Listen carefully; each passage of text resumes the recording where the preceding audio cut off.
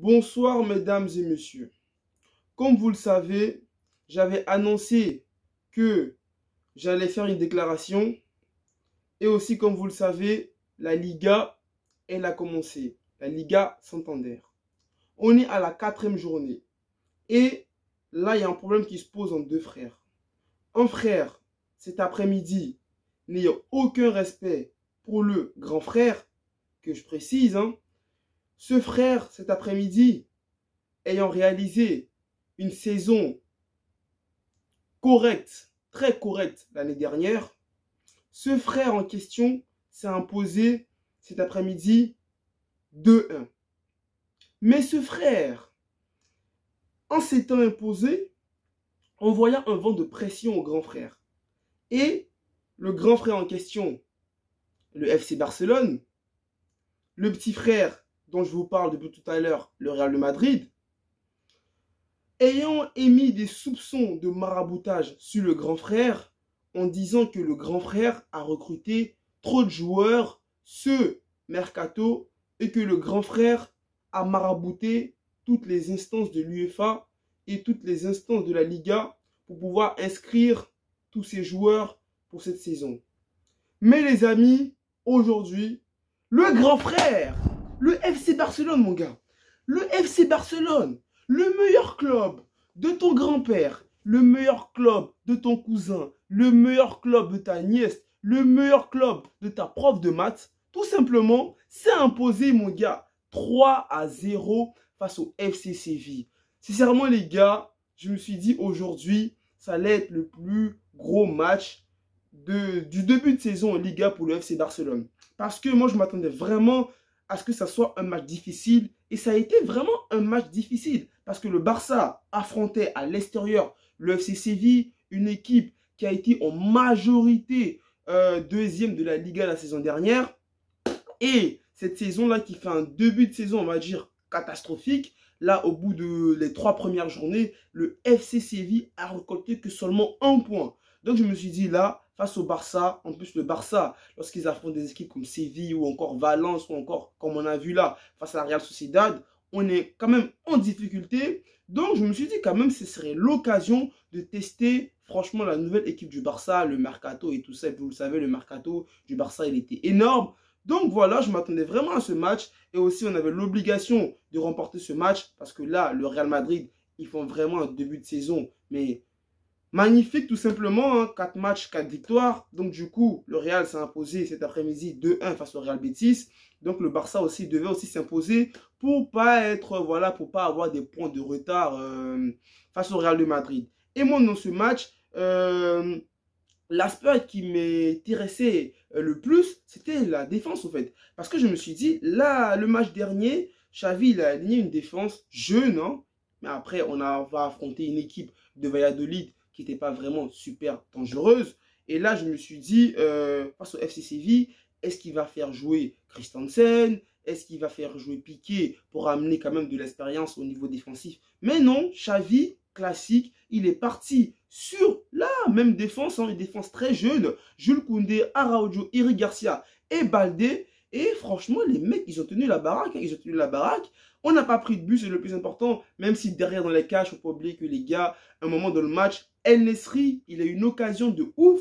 Et tu as un gars derrière dans les cages cette saison qui est quand même plutôt monstrueux. Ter Stegen, franchement, qui commence à me rassurer parce que la saison dernière, Ter Stegen, c'était pas vraiment ça, on va dire. Mais cette saison-là, on a Ter Stegen qui fait un très très bon début de saison. Les gars, il est décisif. Et c'est ce qu'on attend d'un gardien évoluant au FC Barcelone. Au niveau défensif, le Barça, même si par moment, voilà, on a concédé des occasions, mais on a tenu la baraque. Et puis, pour ceux qui veulent savoir aussi, le Barça, là, au bout de 4 matchs, on n'a encaissé qu'un seul but en Liga, les gars. Franchement, c'est plutôt bien. C'est des stats que les gens n'évoquent pas seulement, mais franchement, quand je me dis qu'au bout de 4 matchs, le Barça n'a encaissé qu'un seul but, alors que les gars, on se rappelle bien la saison dernière, au bout de 4 matchs, même si le Barça remportait ces matchs-là lorsque Xavi était arrivé, mais malgré ça, on a encaissé quand même des buts, les gars. Là, franchement, la défense du Barça, elle est rassurante, elle me rassure, et en plus de ça, mercato, arrivée de Marcos Alonso et de Hector Bellerin, ça va encore, on va dire, augmenter la puissance de feu au niveau défensif du Barça.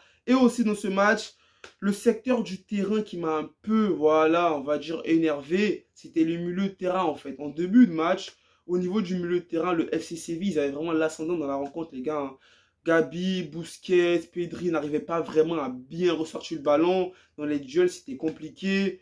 Après, au niveau offensif, Xavi, voilà, encore aligné Rafinha, Dembélé et Lewandowski en attaque. Comme je l'ai dit dans le précédent débrief, pour moi, voilà, cette attaque-là, ça va être pour moi l'attaque titulaire du FC Barcelone. Hein, c'est celle qu'on va voir dans les gros matchs. Et l'équipe du FC Séville, franchement, voilà, ils nous ont posé des problèmes, des petits problèmes quand même. Mais le Barça s'est vite rattrapé, les gars. Hein. Gabi, même s'il ne fait pas un bon début de match, le premier but, c'est grâce à lui. Récupération de balle, tac, ça va vite. Et franchement, les gars, le Barça cette année, au niveau de l'attaque, on va être, je pense, monstrueux. Je pense parce que sur les transitions offensives, on a une équipe du Barça qui est vraiment offensivement très dangereuse, au fait. Et en attaque, je te dis, tu as Lewandowski. Et si vous voyez le premier but, ou je sais pas si c'est le deuxième but, le premier but de Lewandowski dans ce match, la passe que Jules Koundé fait, elle est super belle, tu vois. Jules Koundé, il fait une belle passe, transversale et tout. Ça traverse tout le terrain. Mais aussi, il ne faut pas oublier, les gars, le contrôle de Lewandowski. Et tu sens qu'au Barça, là, on a un vrai numéro 9. Le mec, il est efficace devant le but. Tu laisses des petites miettes. Lui, il rigole pas, il marque. Et aussi, Jules Koundé, voilà, c'était le retour de son ancien club face au FC Séville. Le mec qui t'a fait 2 passes D, Jules Koundé, une passe D à Lewandowski et une autre passe D à Eric Garcia. Eric Garcia aussi, qui marque. Bon, c'est pas le joueur défensivement au Barça que je préfère le plus, mais en vérité, le mec, Xavi la ligne. Le mec, c'est vrai qu'auparavant, il n'a pas été bon. À chaque fois, je le répète, mais vous savez, les gars, Eric Garcia, la saison dernière, il nous a fait perdre pas mal de points. Et là, je le vois jouer, il joue bien, il fait des bons matchs, il est titulaire. Je commence à avoir petit à petit confiance en lui, les gars, parce que Eric Garcia, même si, voilà, défenseur central, le mec, il n'est pas super grande taille, le mec, il n'est pas super baraque. Tu te dis, dans les matchs de Champions League, voilà, est-ce qu'un Eric Garcia va pouvoir défendre sur un joueur comme, je sais pas, Haaland, vu que tu vois que le gabarit n'est pas du tout pareil. Mais en tout cas, Eric Garcia, pour un défenseur de Liga, je pense que ça va, hein, c'est bien. Araujo qui a fait un beau match. Pedri dans ce match, je l'ai trouvé un peu moyen, voilà, par rapport à d'habitude. Sergio Busquets, son padron comme d'hab, hein, le mec, même si le Barça perd, c'est le seul mec qui va te faire un bon match. Sergio Busquets, normal. Après, au niveau de Dembélé et Rafinha, Rafinha qui a marqué son premier but aujourd'hui avec le FC Barcelone. Ousmane Dembélé, toujours dangereux, toujours percutant, mais le seul bémol au niveau de Ousmane Dembélé, les gars, c'est sa finition, les amis. Là, en fin de première période, il a eu une grosse occasion. Il y avait Lewandowski et tout sur un contre. Je pensais qu'il allait la mettre à Lewandowski. Après, je vois le mec et tout, il va aller tout seul. Après, c'est bien deux fois. Tu veux aller au but, t'essayes. Mais Dembélé, j'espère qu'il va s'améliorer, les gars, au niveau de la finition. Parce que moi, je me dis, dans les matchs où ça va être vraiment serré, dans les matchs où ça va être vraiment chaud pour le Barça, les occasions que Dembélé se permet de manquer là en Liga, j'espère qu'il ne va pas nous faire ça dans les gros matchs, les gars. Sinon, dans l'ensemble, c'était plutôt correct. On empoche les 3 points. On est en ce moment deuxième de la Liga, les gars. Après aussi, bon, il y a un truc aussi qui me tracasse un peu au niveau du Barça. C'est que, au fait, au niveau du mercato, c'est vrai, on a laissé partir Aubameyang. Après aussi, il fallait faire de la place au niveau offensif. Mais il y a un truc qui me tracasse, c'est Memphis Depay, les gars. Depay, je pense que, voilà, dans les dernières heures de mercato, lorsque j'ai vu les articles et tout, le Barça aurait voulu qu'il parte. Après, Memphis Depay, il a mis un tweet et tout, comme quoi il a dit rester au Barça. Et aujourd'hui, Memphis Depay, il n'est pas rentré, les gars. Alors que Ferran Torres, il est rentré.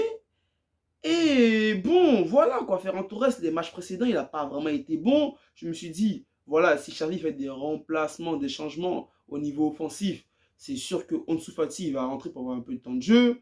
Il va faire rentrer soit Depay ou Ferran Torres. Mais je me suis dit plus Memphis Depay. Voilà, il allait préférer Memphis Depay à Ferran Torres. Mais voilà, les gars, Memphis Depay, il n'est pas rentré. J'espère que quand même, dans le prochain match du Barça, là, déjà là, ça va commencer la Champions League. Là, on va démarrer les matchs de Champions League. Je crois le Barça joue mardi, je crois. On va affronter Victor Rapidzen.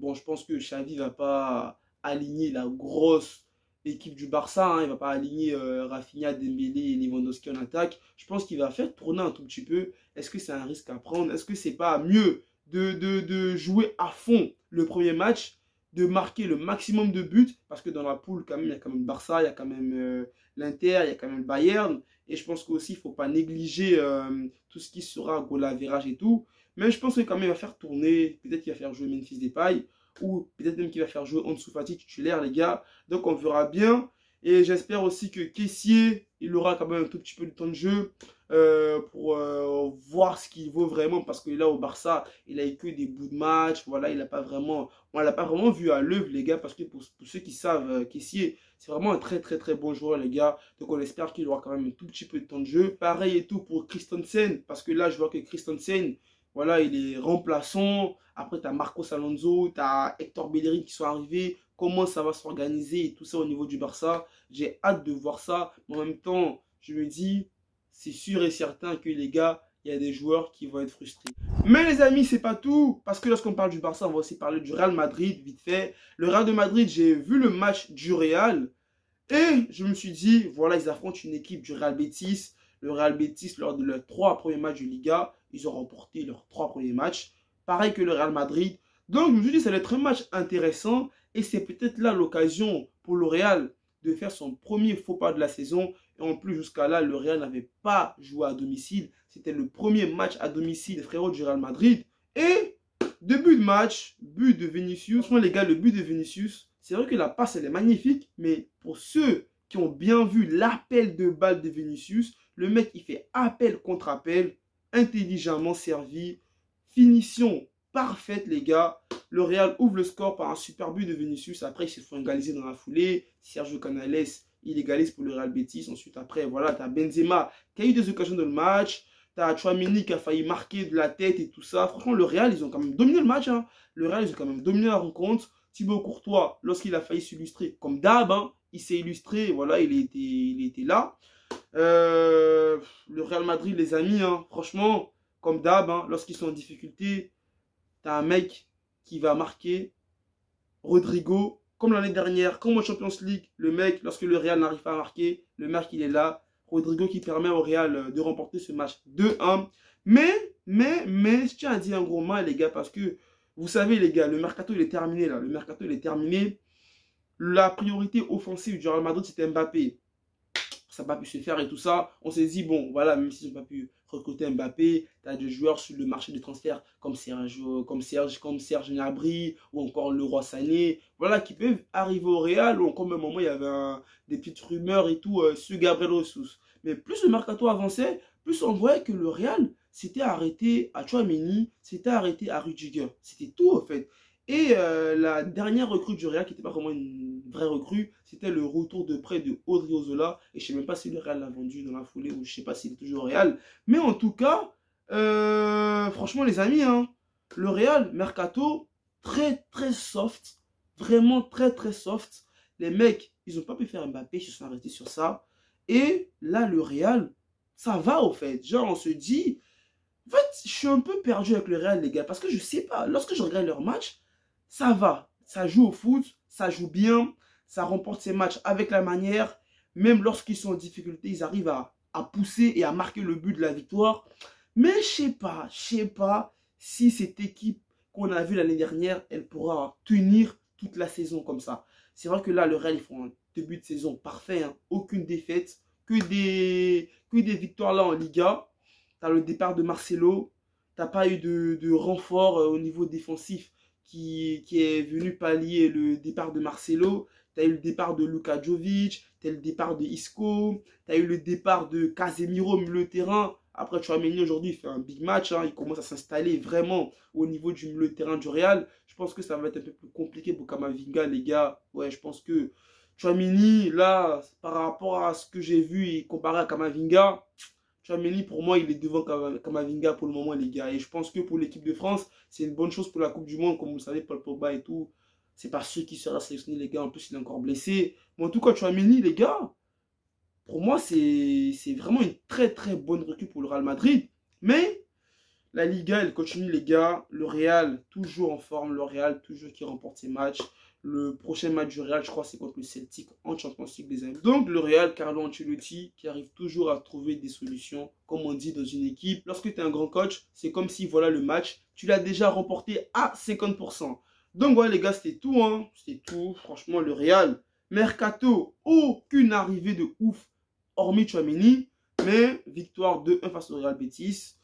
Donc les gars, c'était tout. Bonne nuit à vous les frérots. Prenez soin de vous. Prenez soin de nos familles, ne pas les héros. Restez toujours positifs, les gars, ensemble. Allez, peace.